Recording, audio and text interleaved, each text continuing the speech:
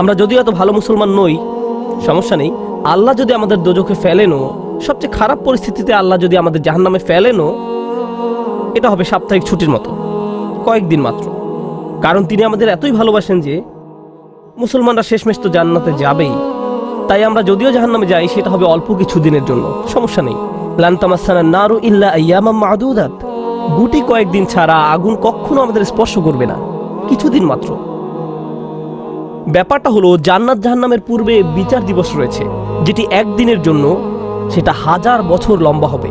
জান্নাত বা জাহান্নাম নয়, আল্লাহর কথা অনুযায়ী শুধু বিচারের দিনটি এত লম্বা হবে। আর বিচারের দিনটি হবে মাত্র একদিনের, আর জান্নাত জাহান্নাম চিরকালের জন্য। তাই কেউ যখন বলে গুটি কয়েকদিন, তাকে এখনকার দিনের হিসেবে চিন্তা করলে তো হবে না। বর্তমানে পৃথিবী তার অক্ষ বরাবর ঘুরে, আমরা সূর্যের উদিত হওয়া এবং অস্ত যাওয়া দেখি, কিন্তু কিয়ামতের দিন সূর্য, চাঁদ এবং পৃথিবীর সব কিছুকে ধ্বংস করে নতুন একটা ব্যবস্থাপনা তৈরি করা হবে। তাই আমরা এখন যেভাবে 24 ঘন্টার হিসেব করি, সেভাবে রাত দিনের হিসাব করলে তো চলবে না যখন আখিরাত শুরু হবে। চলুন তাহলে সবার আগে এই ধারণাটি আমাদের মাথা থেকে ফেলে দেই। কোরআনের বহু জায়গায় জাহান্নামের আলোচনা করা হয়েছে, কিন্তু আমি শুধু কোরআন থেকে একটি বর্ণনা আপনাদের সামনে উপস্থাপন করতে চাই। আমার মতে এটি আল কোরআনের জাহান্নামের সবচেয়ে গুরুত্বপূর্ণ বর্ণনা। কোরআনের একজন ছাত্র হিসেবে আমি মনে করি এই বর্ণনাটি জাহান্নাম সম্পর্কে জানার শুরু মাত্র। কেউ যদি এই বর্ণনাটি বুঝতে পারে, তাহলে সে জাহান্নাম সম্পর্কে যথেষ্ট জানে। আয়াতটি শুরু করা হয়েছে এই কথা বলে, ওয়ালা ইন মাসসাতহুম, এমনকি যদিও। যখন আমরা বাংলায় বলি যদি আমি সেখানে যাই, যদি আমি সেখানে যাই, তাহলে তোমার সাথে দেখা হবে। কিন্তু কেউ যখন বলে যদিও আমি যাই, এর মানে হলো যাওয়ার সম্ভাবনা ক্ষীণ। তাই আয়াতটি যদিও দিয়ে শুরু হওয়ার মাধ্যমে এমন কিছু ঘটার সম্ভাবনা কমিয়ে দিয়েছে।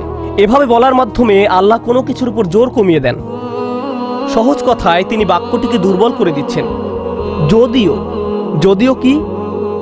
যদিও মাসসাতহুম, যদিও এটা তাদের স্পর্শ করে। আরবিতে মাসসা অর্থ কোনো কিছু যখন আপনাকে সামান্যতম স্পর্শ করে, যেমন কোনো মাছি যখন কোনো মতে স্পর্শ করে। যদি সেকেন্ডের জন্য স্পর্শ করে, তখন তাকে বলা হয় মাস। সুতরাং এটা যদি তাদেরকে কোনো মতে স্পর্শ করে 1 সেকেন্ডের জন্য, মাসসাতহুম। এখন কি তাদের স্পর্শ করে? আপনারা হয়তো ভাবছেন আগুন যদি তাদের স্পর্শ করে। আল্লাহ বলছেন নাফহাতুন, একটা হালকা বাতাস যদি তাদের স্পর্শ করে। চলুন এই বাতাস নিয়ে একটু আলোচনা করা যাক। আরবিতে নাফহাতুন বলতে বোঝায় দরজা বন্ধ করলে যখন সামান্য একটু বাতাস এসে পড়ে, পর্দা নড়ে ওঠে, অথবা কেউ জানালা বন্ধ করলে যেভাবে হালকা বাতাসে পর্দা নড়ে ওঠে। এই বাতাসের যা বাহির থেকে ভেতরে আসে বা ভেতর থেকে বাহিরে যায়, দুই ধরনের আছে। একটি হলো লাফহা, লাম যোগে, আরেকটি হলো নাফহা। লাম যোগে লাফহা মানে বাতাসটি গরম, আর নুন যোগে নাফহা মানে বাতাসটি ঠান্ডা। আল্লাহ বলছেন এমনকি যদি ঠান্ডা বাতাস তাদেরকে স্পর্শ করে, যদি ঠান্ডা বাতাস তাদেরকে স্পর্শ করে তোমার প্রতিপালকের শাস্তি থেকে। তিনি এই আয়াতে জাহান্নাম কাউকে স্পর্শ করার কথা বলছেন না।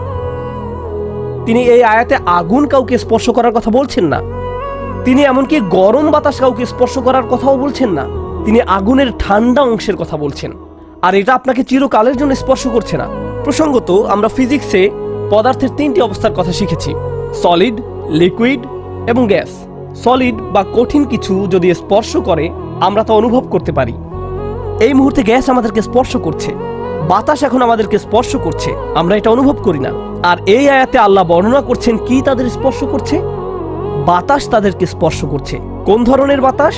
অপেক্ষাকৃত গরম বাতাস নাকি ঠান্ডা বাতাস? ঠান্ডা বাতাস। ঠান্ডা বাতাস কোনো রকম তাদেরকে স্পর্শ করছে। এই আয়াতের সবচেয়ে উল্লেখযোগ্য বিষয় হলো, আমি একটু আগে নাফহা এবং লাফহার কথা বলেছিলাম। অন্য কথায়, তারা এখনো জাহান্নামে প্রবেশ করেনি, তারা এর দিকে অগ্রসর হচ্ছে। আর জাহান্নামের অপেক্ষাকৃত ঠান্ডা বাতাস এসে কোনো মতে তাদেরকে স্পর্শ করলো। তখন তাদের প্রতিক্রিয়া কি? চিৎকার করে বলে উঠবে, ইয়া ওয়াইলানা, হায়, সবচেয়ে কঠিনতম শাস্তি আমাদের জন্য শুরু হয়ে গেছে।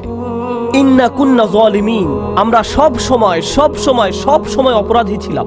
তারা সাথে সাথে তাদের সব অপরাধ স্বীকার করবে। যে কারণে এই আয়াতটি আমি সংক্ষেপে আপনাদের নিকট উপস্থাপন করলাম। প্রথমত, এই আয়াতে আল্লাহ জাহান্নামের শাস্তির অভিজ্ঞতা বর্ণনা করছেন না। আল্লাহ সকল বিশ্বাসীকে জাহান্নামের আগুন থেকে মুক্ত রাখুন। কিন্তু আল্লাহ এখানে বর্ণনা করছেন এমনকি জাহান্নামের আগুনের কাছে গেলে এবং ক্ষণিকের জন্য এর বাতাসের সামান্য স্পর্শ লাগলে একজন মানুষ চিন্তা করা শুরু করবে এর চেয়ে আর ভয়ঙ্কর কোনো শাস্তি হতে পারে না। এজন্যই আল্লাহ দোজখের আগুন সম্পর্কে বলছেন ইন্নাহা সাআত মুস্তাকাররা ওয়া মুকামা, নিশ্চয়ই তা অবস্থানস্থল ও আবাসস্থল হিসাবে কতই না নিকৃষ্ট। অল্প এবং বেশি যে কোনো সময়ের জন্য ওটা কত নিকৃষ্ট জায়গা। 1 সেকেন্ডের জন্য এটা ভাববেন না যে আমি তো খারাপ, আল্লাহ যদি আমাকে জাহান্নামে ফেলেনও এক সময় তো আমি এখান থেকে মুক্তি পাবো। এই ধরনের চিন্তাকে কখনো প্রশ্রয় দিবেন না।